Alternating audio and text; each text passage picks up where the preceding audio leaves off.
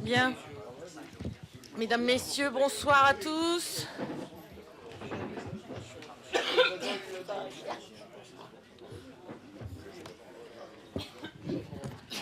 Je vous propose de commencer ce conseil municipal et je vous propose de nommer Madame Magnier secrétaire de séance. Si personne n'y voit d'opposition, je lui cède la parole pour l'appel. Merci Madame le maire. Madame Valérie Formiez, Monsieur José Henrard, Madame Marie-Claude Thiémé, Monsieur Jean-Yves Sibylle, Madame Magnier Marie-Thérèse présente, Monsieur Jean-Michel Marin, Madame Colette Fauveau, Monsieur Rudy Pardy, Madame Anne-Marie Delcroix, Monsieur Alain Deruche, Madame Nathalie Lisiac, Monsieur Raymond de Maury, Madame Marie-Dominique Skripniak. Pas de pouvoir.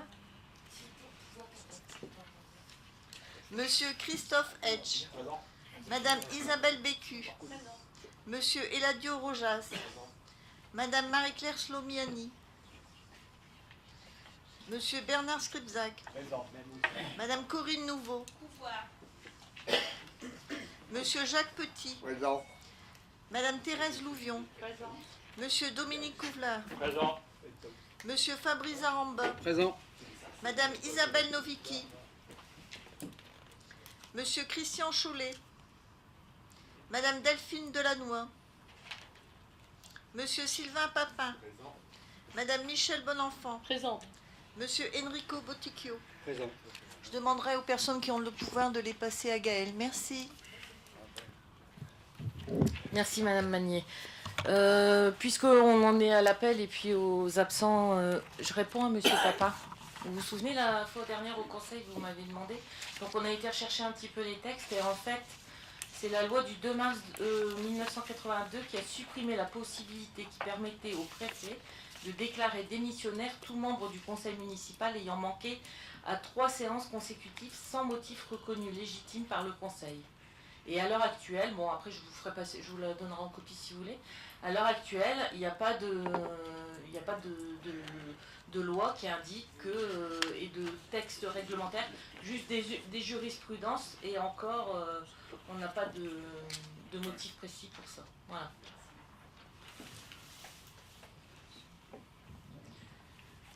Pardon.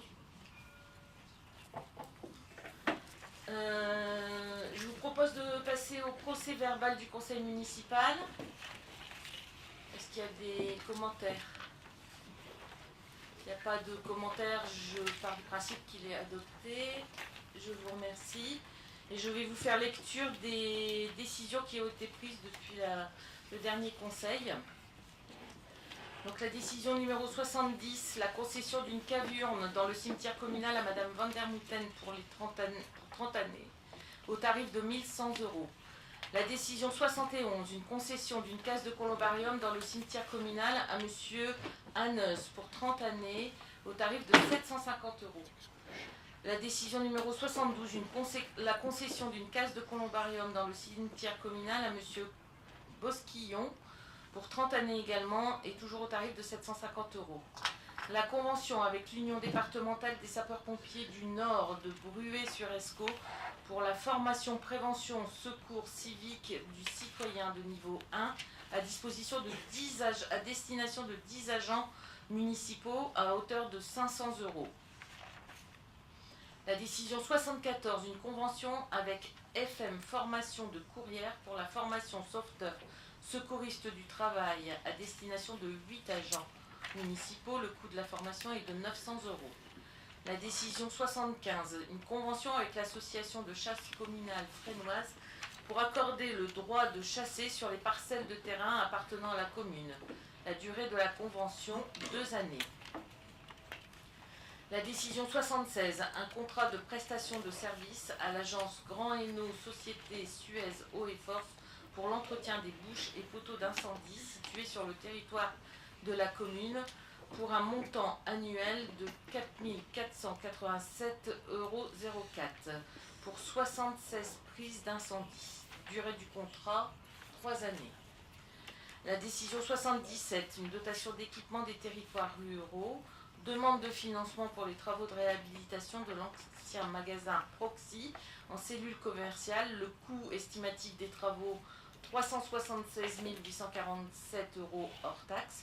Et la subvention sollicitée, 150 738,80 €, soit 40% du montant hors taxe.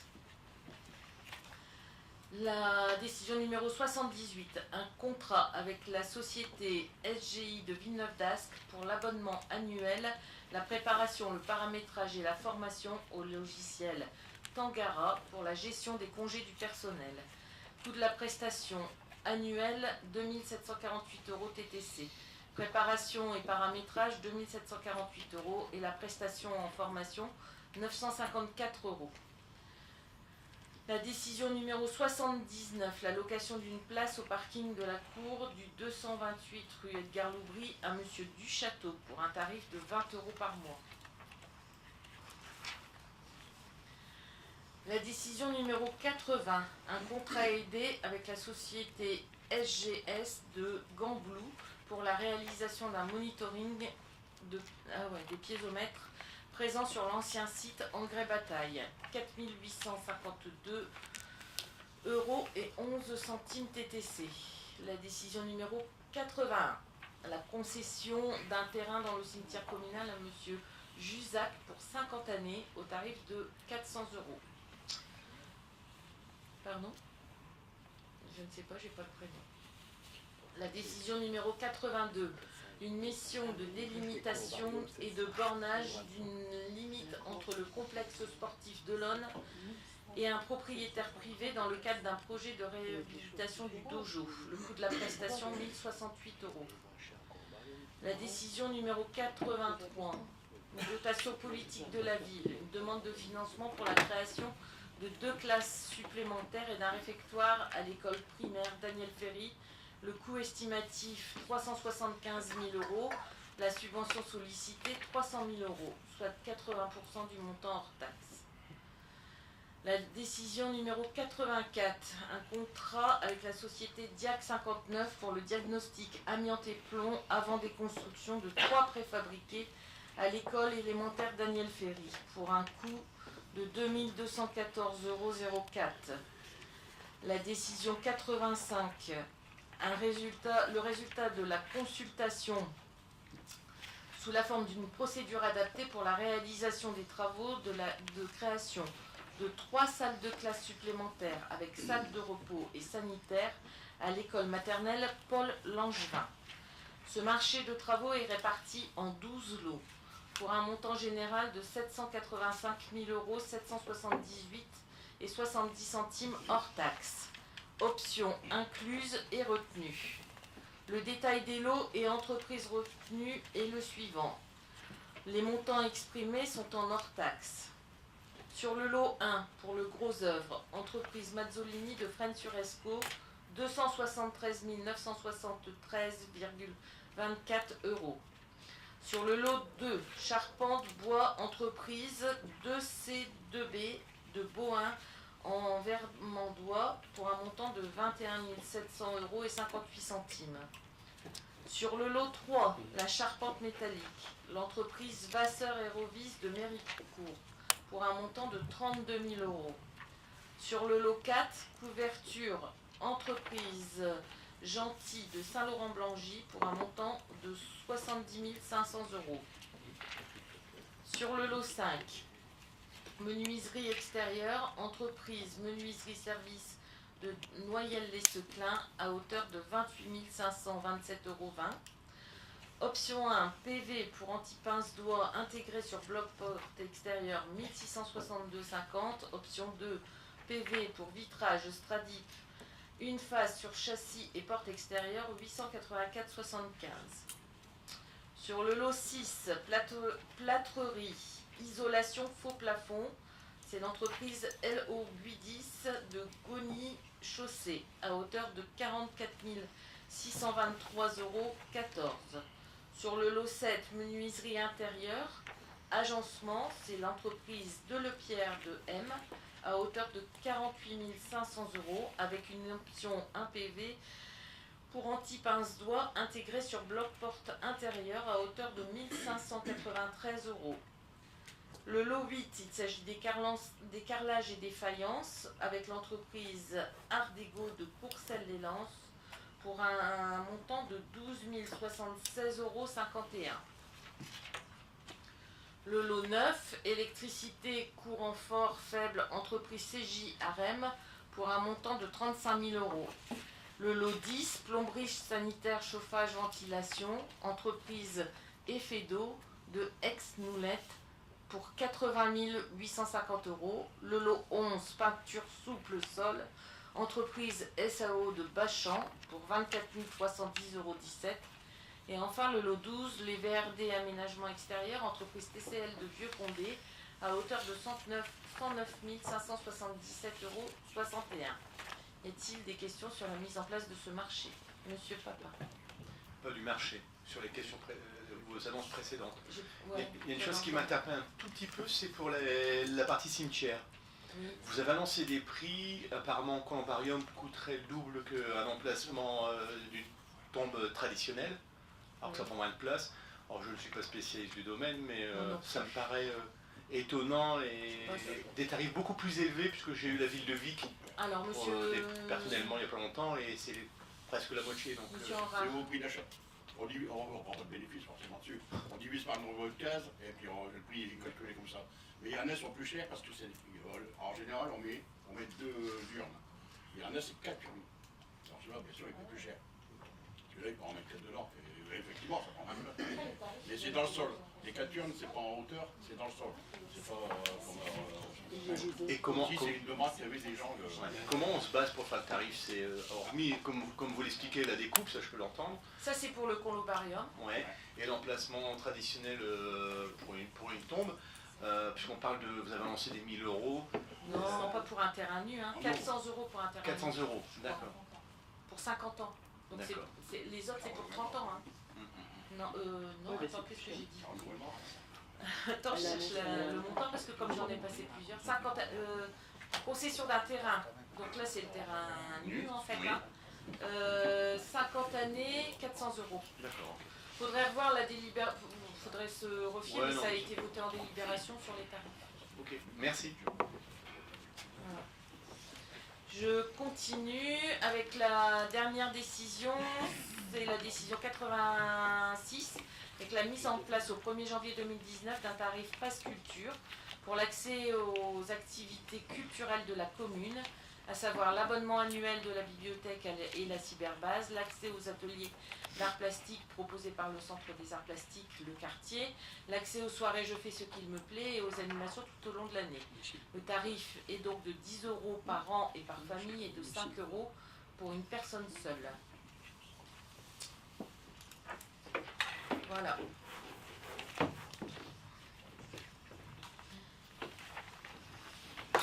Très bien, on passe à l'ordre du jour. Alors, en préalable de cet ordre du jour, 2 informations qui ne font pas l'objet d'une délibération.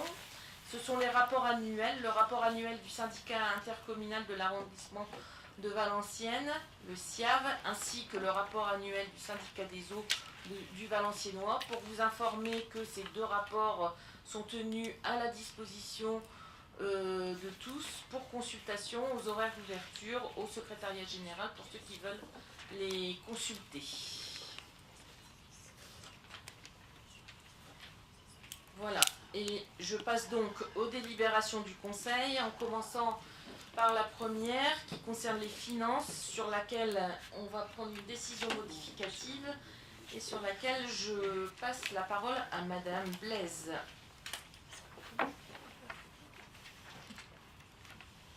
Merci Madame le maire.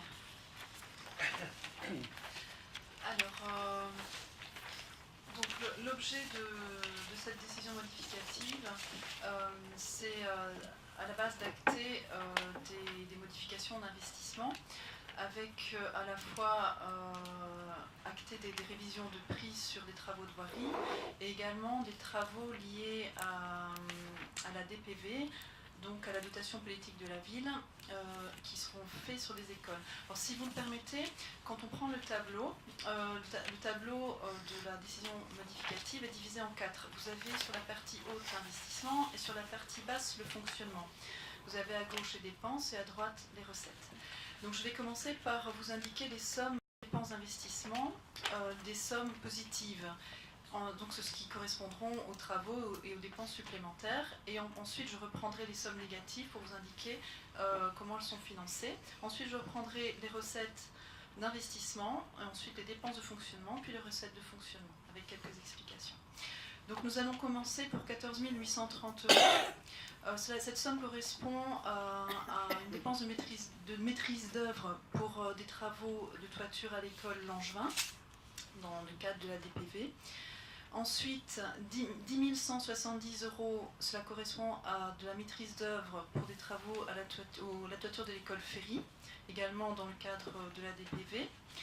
Ensuite, pour 80 000 €, nous avons une prévision de travaux pour la réfection de 2 classes à l'école Curie, Pierre et Marie Curie. Ensuite, pour 10 000 €, nous avons il faut acter les révisions de prix pour les travaux, le marché pour la rue Tabary. Ensuite, pour 65 000 €, nous avons à l'intérieur de ce chiffre 15 000 € de révision de prix pour le marché de voirie des Champs du Moulin. Et ensuite, une prévision de travaux de voirie pour le chemin des Trois Bourlettes et derrière la place de l'église, c'est ça? Voilà, pour 50 000 €. Ensuite, 3 200 € l'achat d'un lave-vaisselle pour l'école Langevin, 800 € l'achat d'une sono pour le service des sports. Ensuite, 30 000 € une opération pour compte de tiers de sécurisation pour le château des douaniers. Donc je rappelle, cette opération pour compte de tiers, vous avez la dépense et vous avez le pendant en recette, et vous avez la même chose en dessous pour l'opération sous mandat Champ du Moulin. Vous avez en dessous 2 000 €, donc là c'est pour acter une révision de prix également, et vous avez la recette sur la partie de droite. Donc je vais reprendre la partie droite, recettes d'investissement. Donc ce que je viens de dire, 2 000 € pour les révisions de prix du Champ du Moulin. Ensuite, 30 000 € pour les travaux de sécurisation du château des douaniers. Et nous avons un virement de la section de fonctionnement de 46 978 € qui s'explique par donc la dotation politique de la ville qui est perçue en recette de fonctionnement et qui va avec les travaux d'investissement de 80 000 € qui sont en dépenses d'investissement. Donc on perçoit cette dotation en recette de fonctionnement. Donc pour l'acter et l'équilibre du budget, elle fait l'objet d'un virement de la section de fonctionnement vers la section d'investissement. Donc on la retrouve également en dépenses de fonctionnement, 46 978 €. Et je suis sur la section de recette de la section d'investissement. Voilà. Je vais prendre les sommes négatives maintenant. Donc vous avez la colonne de gauche, les dépenses, moins 82 351 € pris sur les comptes de dépenses imprévues d'investissement. 30 000 €, donc moins 30 000 €, c'était un compte où on avait prévu une somme maximum pour les façades, les rénovations de façades, et au vu des tableaux reçus récemment, donc on peut diminuer cette prévision de 30 000 €. Ensuite, moins 20 671 € pour... donc c'était... une prévision PNRCAD qui change de ligne et qui va se remettre sur le compte précédemment, le 20 041 512, et la prévision est suffisante au vu des financements sur Hardy Ballanger. Ensuite, 14 830 €, je l'ai vu, j'ai déjà dit ça, donc moins 4 000 € en dessous, vous voyez, c'était une prévision d'achat de bornes d'incendie qui ne sera pas réalisée en fin d'année. Voilà, donc ça c'était pour l'investissement. Donc le fonctionnement en dépenses, donc il y a 4 450 € qui sont pris sur les dépenses imprévues pour une prévision de versement de subvention à une association que vous verrez par la suite. Et ensuite, donc c'est pour le marché de Noël. Ensuite, vous retrouvez le virement à la section d'investissement de 46 978 €.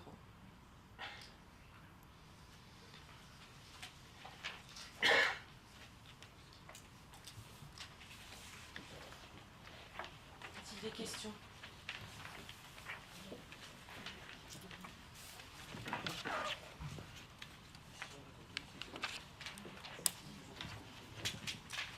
Je mets aux voix cette délibération. Qui est contre?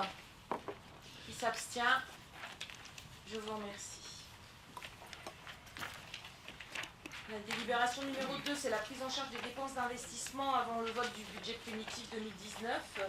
Il s'agit de m'autoriser à engager, liquider et mandater les dépenses d'investissement dans la limite du quart des crédits ouverts au budget 2018, non compris les crédits afférents au remboursement de la dette, et ceci dès le 1er janvier 2019 et jusqu'au vote du prochain budget. Cette délibération est prise depuis 2 années et elle permet de faciliter les dépenses d'investissement du premier trimestre de l'année 2019 dans la mesure où on vote notre budget en avril. Donc les montants des crédits correspondants est le suivant. Au chapitre 20, on a 290 632. Au chapitre 21, 162 117,50 €. Au chapitre 23, 495 000. Y a-t-il des commentaires, Monsieur Zaramba? Oui, sur cette délibération, Madame, il aurait été préférable de connaître les opérations prévues, car la plupart des communes précisent les opérations envisagées dans les 4 prochains mois, qui auront besoin d'une couverture de crédit avant le vote du budget. Ici, on autorise une dépense de 290 000 € sur le chapitre études ou logiciels, sans en connaître la teneur. Une autre dépense de 162 000 en immobilisation corporelle sans explication pour autant, et enfin 495 000 € en travaux. Je pense qu'à ce jour, les dépenses prévues sur ces comptes dans les 4 prochains mois supérieures à 10 000 € doivent être connues et devraient être communiquées à l'ensemble du Conseil pour une totale transparence. Alors, il ne s'agit pas d'opérations qui sont prévues, il s'agit de voter la possibilité de débloquer des fonds jusqu'à hauteur des montants que je vous ai cités au courant du premier trimestre de l'année 2019. Oui, mais c'est ce que je veux dire, c'est que sur cette délibération, on voit bien les montants qui sont engagés, mais il n'y a rien en face. Mais parce que pour l'instant, il n'y a rien à mettre en face dans la Mais quand mesure on voit où 495 000 € de travaux, ça correspond à quoi? je viens de vous le dire. Allez-y. Je viens de vous dire que c'est le montant maximum que l'on pourrait engager si on a besoin. Mais sur quels travaux? Le montant maximum de ce qu'on Non, vous répondez pas à pourrait mes questions. engager Sur si, quels travaux, je vous si demande? on a besoin. Mais sur quels travaux? Il n'y a pas le temps. Travaux prévus, c'est les 3 fois. Ah d'accord. Bien, je mets aux voix cette délibération. Qui est contre? Qui s'abstient? Je vous remercie. La délibération numéro 3, les finances, l'harmonie municipale et les mineurs de Vieux-Condé et Fresnes-sur-Escaut. La gratification aux musiciens. Chaque année, nous versons une gratification aux musiciens qui composent l'harmonie municipale de Vieux-Condé et Fresnes-sur-Escaut. Donc la proposition est faite sur l'attribution sous la forme de chèques cadeaux des sommes suivantes en fonction de l'ancienneté des musiciens. Donc à partir de 15 années de présence, c'est 23 €, 40 années de présence, 32 €, 60 années de présence, 40 €.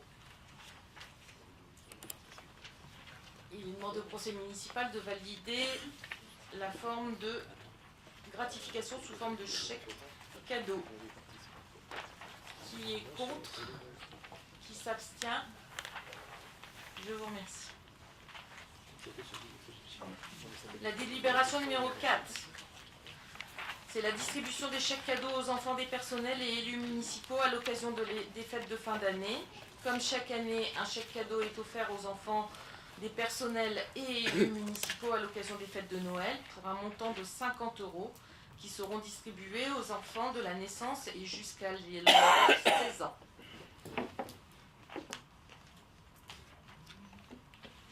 d'observation? Qui est contre? Qui s'abstient? Je vous remercie. La délibération numéro 5, une dotation de solidarité communautaire à l'association Fresneville et Quartier pour une subvention, pour nous autoriser le versement d'une subvention de 2 000 € pour l'organisation de la fête du tricentenaire de la mine des 1er et 9 février 2019. Qui est contre? Qui s'abstient? Je vous remercie. La délibération numéro 6, dotation de solidarité communautaire pour le marché de Noël pour l'association Carnaval de Fresnes à hauteur de 4 450 €. Attention, ne prennent pas part au vote Monsieur Hecht, Monsieur Demoury, Monsieur Henrard, Madame Delcroix, Madame Louvion, Madame Bécu et Monsieur Papin. Qui est contre? Qui s'abstient? Je vous remercie. La délibération numéro 7, le programme national de requalification des quartiers anciens dégradés. Il s'agit de la restructuration de l'île aux Bancel et d'une nouvelle convention financière qui va être signée et qui reporte la délibération qu'on avait prise le 30 juin 2017. La convention financière du PNR-Quad a été signée avec l'ensemble des partenaires en 2012 et elle prévoit notamment la requalification de l'île aux Bancel. Vous connaissez maintenant le projet qui est sous maîtrise d'ouvrage de la SIGH, puisqu'à l'époque c'était SAHLM du Hainaut. Donc je ne vous donne pas la consistance du projet. Toutefois, vous indiquez qu'à l'occasion du début des travaux, il a été estimé un surcoût lié au pignon du café La Renaissance, c'est ça? Du café friterie La Renaissance, surcoût de 112 000 € qui a été donc négocié et donc l'agglomération et la ville mettront une participation financière à hauteur de 23 101 € chacune, en plus des montants qui étaient initialement prévus et qui s'élevaient à 41 342 €, ce qui nous fait une participation pour la ville de Fresnes-sur-Escaut à hauteur de 64 443 €.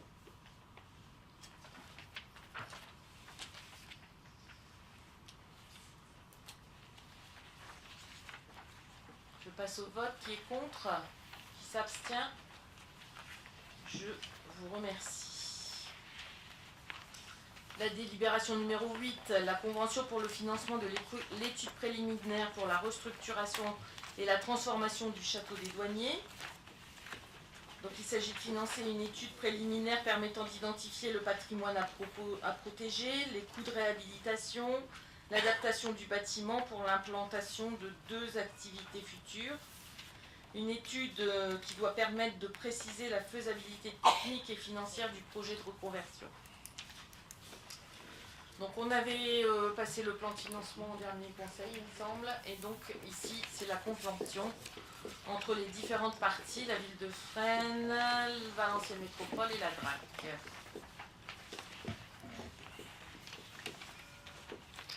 Je mets au voie cette délibération.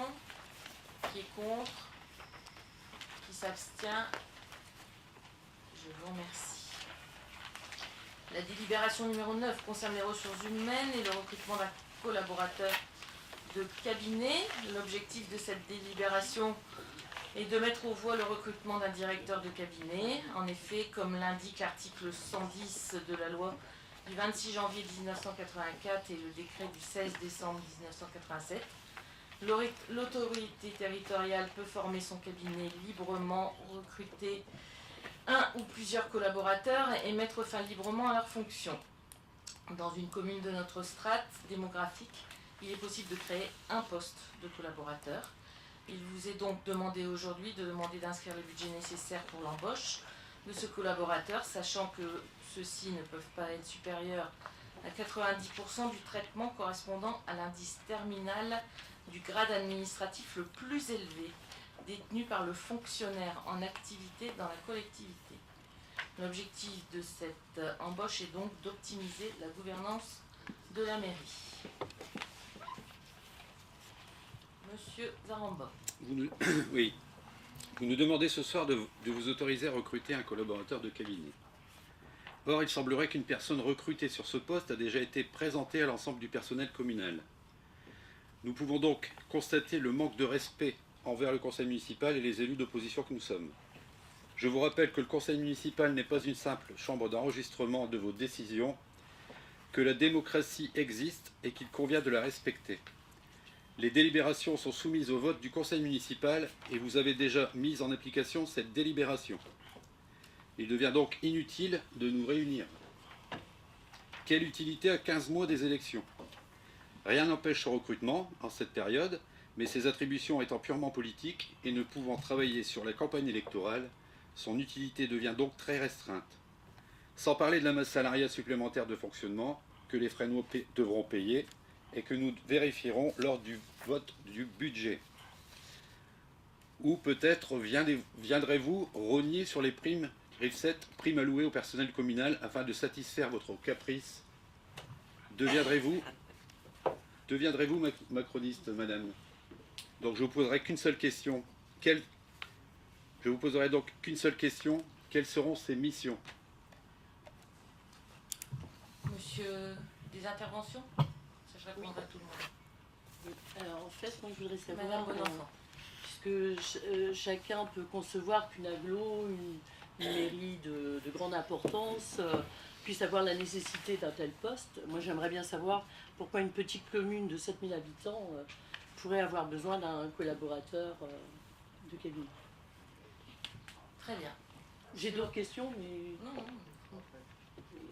Au fur et à mesure? Oui. Bon.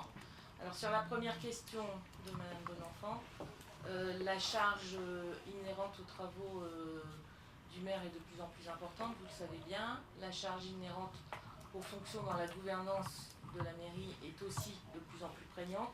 Vous savez que les dossiers se multiplient, les dossiers se complexifient et que par conséquent, la gouvernance doit être modifiée pour optimiser les moyens de la mairie. Sur votre réponse, Monsieur Zaramba, je ne suis pas macroniste, ça c'est le premier point. Sur les autres réponses et sur la mission du directeur de cabinet, il aura à charge le suivi des dossiers qui lui seront confiés par le maire, tout en assurant son rôle de conseil et de veille juridique afin d'aider à la décision politique et administrative. Il va gérer les rapports avec les élus, l'administration, la population en s'assurant que les réponses apportées aux administrés répondent bien à leurs attentes. Il veillera également à la notoriété de la ville, travaillera à une vision commune, garantira l'identité visuelle et politique de l'ensemble des quartiers, assurera la mise en place d'une expression publique la plus lisible et accessible au plus grand nombre. Il assurera le rôle d'interface entre les élus de l'administration et les services. Il sera amené à organiser, diriger des réunions de coordination. Il veillera à privilégier et pérenniser les axes de travail, la stratégie municipale auprès des services grâce à la mise en place d'une méthode collaborative répondant aux exigences d'une gestion collégiale. Enfin, il sera chargé d'évaluer les politiques publiques mises en place par l'exécutif, d'établir les critères d'évaluatif déterminés en concertation et d'échange entre les différents pôles au regard des grandes orientations municipales. Un travail en mode projet, collaboratif, transversal, qui participera au renforcement à la qualité des services et de leur adaptabilité en fonction du contexte national et institutionnel fort contraint. C'est ce que je viens d'expliquer pour Madame Bonenfant. Madame Bonenfant, vous avez d'autres questions? Oui, et simplement, vous nous avez souvent dit que c'est en fait la Val Métropole qui s'occupait de beaucoup de dossiers. Vous n'aviez pas forcément toujours la main mise sur ces dossiers. Et donc, votre réponse en disant que le travail du maire se complexifie, effectivement, mais il y a quand même une agglomération qui chapeaute aussi tous ces projets. Il y a une agglomération qui chapeaute tous ces projets, mais il y a aussi une agglomération qui travaille en lien étroit avec les maires et par conséquent qui sollicite énormément la mairie sur des temps de réunion qui ne sont pas lisibles auprès du public, mais qui sont énergivores en temps de travail, croyez-moi. Et ça, c'est relativement facile à justifier avec les emplois du temps que l'on a actuellement.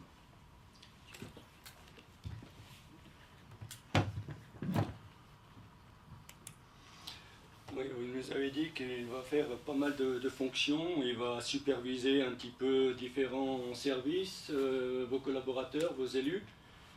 Qu'en pense-t-il exactement? Parce que cette personne est très orientée politique, c'est un technocrate et c'est un militant organisé. Donc, étant donné que M. Zaramba a dit qu'il a déjà été présenté dans la mairie, hein, ça veut dire que pour nous c'est un parachutage. Vous avez un parachutage pour un collaborateur ou un superviseur, et vous mettez au placard votre directeur de service. Sera-t-il le premier ou le dernier, ou y en aura-t-il d'autres? Rien ne justifie cette création de postes de collaborateurs, de directeurs de cabinet, si ce n'est une volonté de placer un proche de Fabien Roussel. Pour remercier, cette personne a été remerciée en juillet par le maire de Rennes, donc sans emploi actuellement. Qui est-il? Je pense que tout le monde le sait aujourd'hui. Hein? Donc c'est un ancien attaché de parlementaire d'Alain Bocquet, donc député communiste. C'est un proche de Fabien Roussel que nous rencontrons régulièrement à Fresnes-sur-Escaut. Ancien directeur de cabinet de Jean-Marc Bury pendant 17 ans, maire communiste. Directeur de cabinet d'Aymeric Robin, maire communiste de Rennes, de décembre 2016 à juillet 2018. Donc, c'est quelqu'un qui, aujourd'hui, n'a peut-être pas d'emploi, mais il va en avoir un le 3 décembre. Pourtant, c'est un contrat de collaborateur de cabinet est prévu pour une durée jusqu'à la fin du mandat du maire qui l'a embauché. Or, il a d'un commun accord, il a été arrêté avant. Pourquoi? S'agit-il d'une pure coïncidence? Ce serait merveilleux. Mais il est vrai que certaines personnes n'ont pas besoin de traverser la roue pour trouver un emploi. Car d'autres, il lui vient par magnétisme. Je doute que nos concitoyens en recherche d'emploi bénéficient des mêmes privilèges. Merci pour vos interventions. Je ne savais pas qu'il fallait...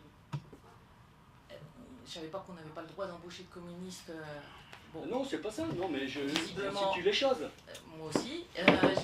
Ça, c'est la première remarque que j'ai à faire. Ensuite, sur la façon de travailler, je vous invite à regarder la pluralité de l'équipe municipale qui m'entoure.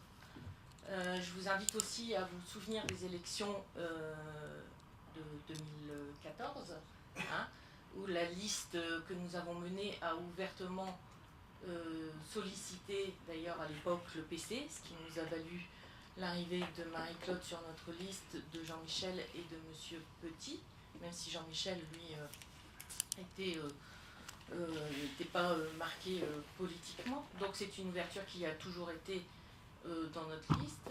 J'ai d'autres exemples dans ma liste au conseil municipal qui ne sont absolument pas de cette obédience politique, si je puis dire, et qui pour autant travaillent d'un commun accord avec moi depuis bientôt 5 ans, et ça ne semble pas poser problème pour l'évolution des projets de la commune. Voilà. Monsieur Papin. Madame le maire, je vais temporiser un tout petit peu. Effectivement, je vous rejoins sur ce que vous venez de répondre là, puisqu'effectivement, on a une preuve à Marly d'un travail, une bonne collaboration entre un élu communiste, reconnu communiste, avec des adjoints qui sont loin d'être communistes, ils sont même plutôt à droite. Donc ça c'est la preuve que quand la droite et la gauche et le centre peuvent travailler ensemble quand on travaille en bonne intelligence. Ça, je suis tout à fait d'accord avec vous. Vous faites un petit rappel des dernières élections. Moi, je vais remonter un petit peu plus loin. La première fois que je vous ai découvert, on ne se connaissait pas, on s'est vu, réunion que j'organisais, moi, pour mes élections au Trieux, à laquelle vous avez pris la parole en vous présentant que vous n'étiez sans aucune couleur politique et nullement intéressé par la politique. Bon, la preuve nous a montré le contraire après, mais bon. Pour moi, si vous voulez, il y a deux choses. La première chose, c'est que effectivement, vous affichez vos couleurs aujourd'hui. On le dira comme on le veut. L'utilité ou pas, je n'irai même pas mégoter là-dessus parce que je pense que c'est assez grand pour savoir s'il y en a besoin ou pas. Je ne suis pas à votre place pour l'instant, même si j'estime que financièrement, ça va avoir un coût qui va être pénalisant. Mais ça c'est votre choix et je le respecte. Par contre, vous affichez officiellement vos couleurs. Comme Enrico vient de le dire, effectivement, la venue de monsieur Roussel, que je trouve très sympathique et compétent, je baisse mes mots, mais qui fait des discours politicards lors du repas des aînés, que je trouve tout à fait déplacé, c'est ni le lieu ni le moment. Il a bien d'autres moments pour le faire, même s'il fait, j'estime, un bon boulot sur le terrain. J'aimerais que vous puissiez me répondre à une chose. Que devient monsieur Le Mans? Parce que déjà, je suis étonné, je ne le vois pas aujourd'hui alors qu'il ne loupe jamais un conseil municipal. C'est quelqu'un que je ne portais pas spécialement dans mon cœur, puisqu'on s'est retrouvé au commissariat face à face, donc il y a des raisons. Je ne suis pas là pour le défendre, mais je trouve qu'il a toujours fait un bon boulot, qu'au niveau, pour aller chercher les subventions, suivi jusqu'à maintenant, on le mettait sur un haut piédestal, où je me suis fait une fausse idée, où on nous a menti depuis des années. Pourquoi faire un doublon, alors qu'on a quelqu'un qui nous a été annoncé comme quelqu'un d'ultra efficace? Alors, moi je n'ai pas participé à l'embauche de M. Léman à l'époque. Je ne veux pas revenir sur les couleurs politiques parce que ça ne m'intéresse pas de discuter de ça, dans la mesure où effectivement vous considérez que c'est un parachutage de la part de Fabien Roussel, c'est tout à fait votre droit. Ceci étant, j'estime qu'à un moment donné, on a eu quelqu'un qui était à droite et qui a travaillé avec un maire qui n'était pas à droite et qui était plutôt vert. Ici, vous travaillez, et je n'ai jamais caché d'ailleurs mes valeurs à gauche, je vous le signale, et ça ici, tous mes collègues pourront vous le dire, donc ça, c'était pas un secret pour personne, c'est même écrit dans la presse, noir sur blanc à l'époque, dans les articles de presse sur la campagne, et d'ailleurs, Jean-Yves avait réagi par rapport à ça, sur le fait qu'il y avait eu des... Donc voilà, bon, voilà, donc je ne continuerai pas sur le débat politique, eu égard à la situation de monsieur Léman. Donc, Jérôme n'est pas mis au placard comme on vient me le dire, mais en tous les cas, eu égard aux difficultés budgétaires, aux incertitudes quant au gel des dotations, aux incertitudes quant à la taxe d'habitation, à la volonté d'accentuer le travail vers la poursuite de notre projet, la prospective financière en allant à la recherche de subventions, nous souhaitons développer largement ces missions qu'il exerçait en partie, mais pour l'instant auprès des institutions, j'ai envie de dire traditionnelles, le département, la région, etc. Et nous ouvrons le champ des possibles, notamment sur le fonctionnement pour aller sur d'autres modalités de fonctionnement au travers de partenariats privés et aussi sur les institutions et les bâtiments publics au travers de la recherche de partenariats sur des PPP, partenariats publics-privés. Vous savez tout comme moi qu'on a un château qu'il faut valoriser dans le parc, qu'on a une gare qu'il faut également valoriser et que la commune à elle seule, avec le budget qu'elle a pour l'instant, ne pourra pas aller sur l'ensemble des projets. Le château des douaniers, la gare, le château du parc. Enfin, à un moment donné, si on veut continuer à avoir une belle ville, à aller sur nos projets, à faire des bâtiments comme on a pu faire au quartier et à l'hôtel de vie et à leur donner une seconde vie, c'est clair et net que il faut aller autrement, il faut innover, il faut trouver d'autres sources de financement, il faut trouver de nouvelles façons de modifier notre truc, et c'est la mission que nous avons donnée à Jérôme. Petite question, il va nous compter combien, monsieur Patin? C'est marqué dans la délibération. Son salaire on va parler, puisque ça sera dans le compte rendu, qu'on le mette une bonne fois en français compréhensible par tout le monde, en euros. Ça donne un coût de combien? Vous l'avez budgétisé, vous n'avez pas lancé comme ça, vous n'avez pas lancé une pièce en l'air, vous avez vérifié. Donc combien ça va coûter? Je n'ai pas à vous dire les salaires de la mairie, monsieur Papa. Je ne dirai pas celui-là plus qu'un autre. Ben, non, mais après, sinon, on va faire le calcul. De toute manière, on le découvrira quand même dans le prochain budget qui sera annoncé. Vous avez raison. Donc, je ferai le calcul. Et pourquoi vous ne voulez pas parler du coût réel? Parce que là, en fait, oui, il faut faire le calcul, il faut aller chercher des grilles, mais qu'on parle français classique, que tout le monde peut comprendre et non pas technocratique. Voilà. Est-ce que j'ai Combien pas ça coûte? dévoilé les salaires de la mairie? Point à la ligne. Bah si, Que puisque ce soit lui, Madame le un maire, autre, que vous ce nous pas soit donniez lui, une grille de c'est calcul lui. ou qu'on donne un coût, Eh c'est ben, un coût. c'est comme vous voulez, mais en tous les cas, en euros et à l'euro près, je ne le ferai pas. Voilà. Disposera-t-il d'un véhicule de fonction? Non, tiens, transfert. Et il est prévu un véhicule de fonction pour ce collaborateur? Non. Oui, je voulais faire une petite remarque également, parce que il y a eu la suppression des emplois aidés par l'actuel gouvernement, et à ce moment-là, il n'a pas été possible de garder certaines personnes, parce que justement, cela représentait une charge trop importante pour la commune. Donc, et on est à l'heure aussi des économies demandées aux collectivités territoriales. Alors justement, c'est une charge supplémentaire pour la commune qui va être difficile à justifier.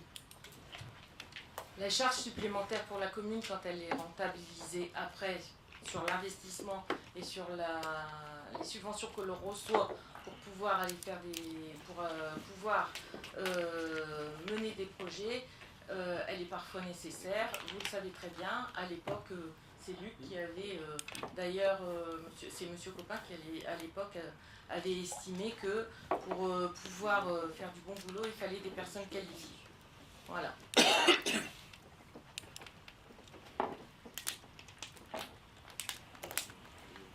Je mets au vote cette délibération. Qui est contre? Avant de passer au vote, je voudrais faire une petite remarque. Dans votre délibération, vous demandez l'inscription des crédits nécessaires au budget. Or, l'article 3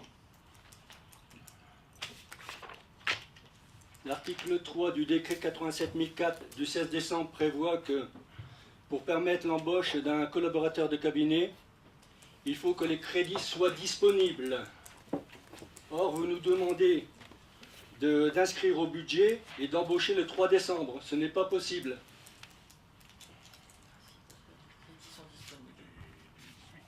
Si vous faites ce que vous avez écrit, vous ne respectez pas la loi. Donc, ça nécessitera un recours auprès du contrôle de la légalité. Vous n'avez pas fait de décision modificative anticipée. Vous demandez l'inscription des crédits au budget et la loi prévoit que les crédits soient disponibles. Or, ce n'est pas le cas si vous faites une demande d'inscription au budget. Maintenant, vous faites ce que vous voulez, mais votre délibéré n'est pas bonne. Merci de votre intervention. Je mets au voie cette délibération. Qui est contre? Qui s'abstient? Je vous remercie.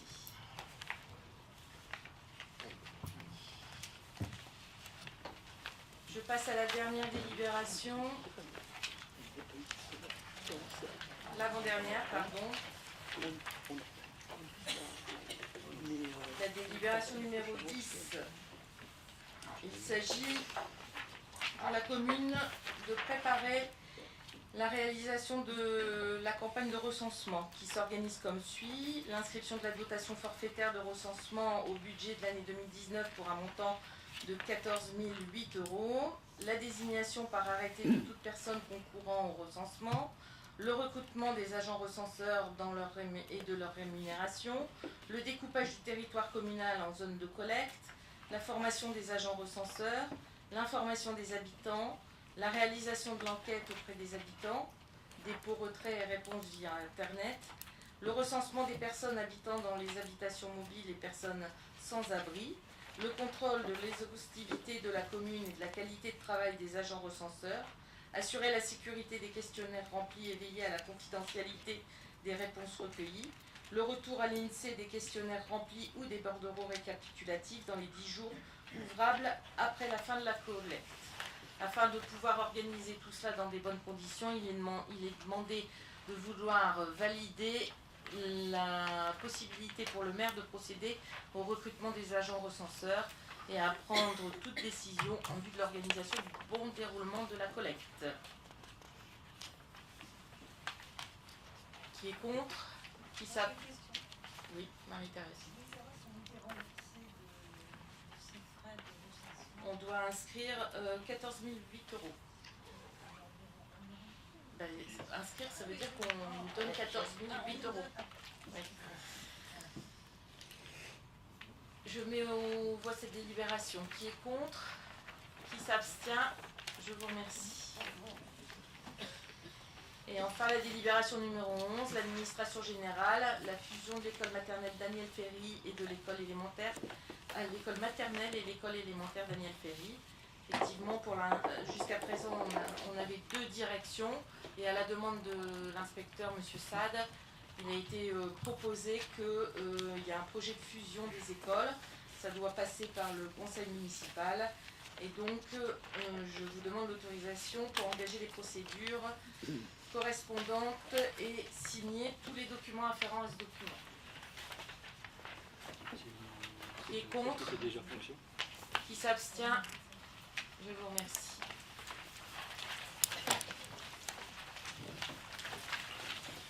Une petite question, madame la maire, hors contexte, une petite question. J'entends pas, monsieur. J'ai une petite question.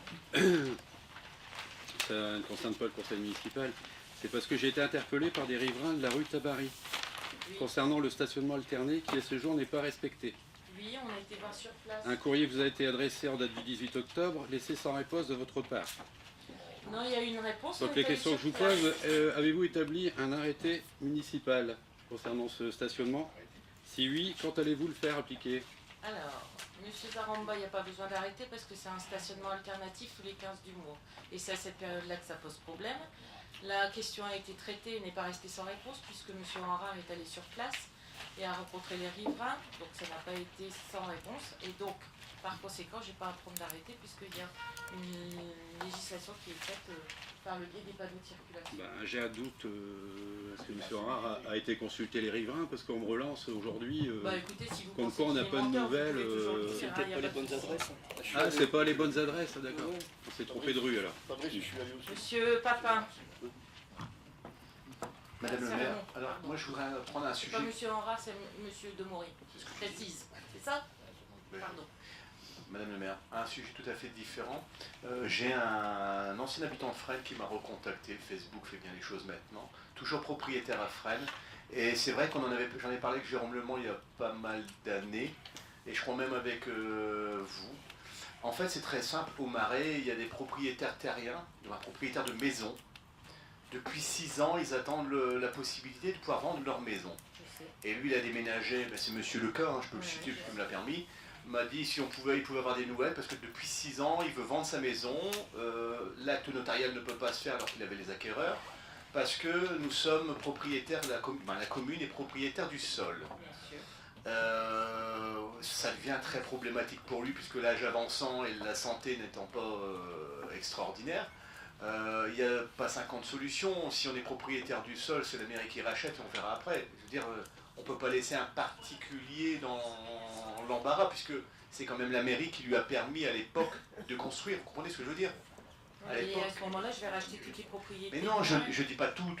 Mais non, mais où trouver une solution? Non, mais écoutez, juridiquement, qu'est-ce qui est possible de faire? Juridiquement, notre avocat a été saisi de cette affaire. Monsieur Leca a également saisi un avocat de son côté. Donc les procédures se font. Et juridiquement, concrètement, à part le fait que je puisse revendre à monsieur Leca, ce serait quand même le comble du comble. Il faudrait que ça soit lui qui me rachète la maison. D'accord? Je peux pas lui acheter une maison sur un terrain qui m'appartient et qui est censé...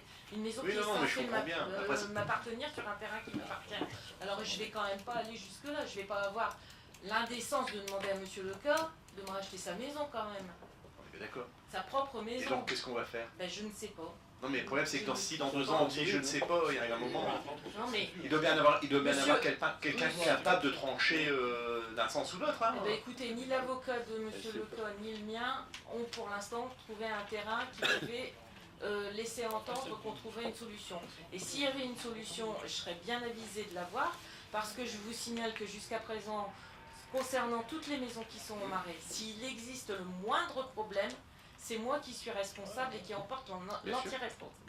l'entière responsabilité. D'ailleurs, j'ai déjà été convoquée au niveau du médiateur de la justice pour non-assistance à personne en danger, puisque j'avais laissé une famille dans un logement qui était insalubre. D'accord?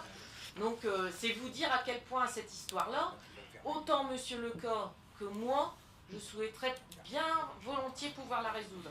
Parce que je vous assure qu'il y a un paquet de risques là-bas. Un D'accord. paquet. Bon, merci. Mesdames, Ouais, mais monsieur le préfet, que reste monsieur le préfet, il n'y arrive pas. Monsieur Bouticchio. Oui, j'ai une petite question. Dans le dernier reflet mensuel, il y a une photo qui m'a un peu interpellé et choqué. Vous avez pris une photo pour soutenir Escoval. Et en dessous, dans la légende, on parle du conseil municipal. Je ne savais pas que le conseil municipal se résumait à 14 personnes. L'opposition a été écartée. Pour quelle raison?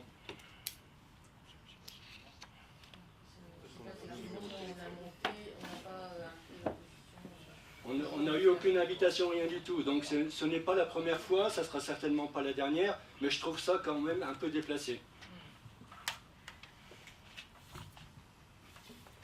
S'il n'y a plus d'observation, je clôture ce conseil municipal. Merci de votre attention.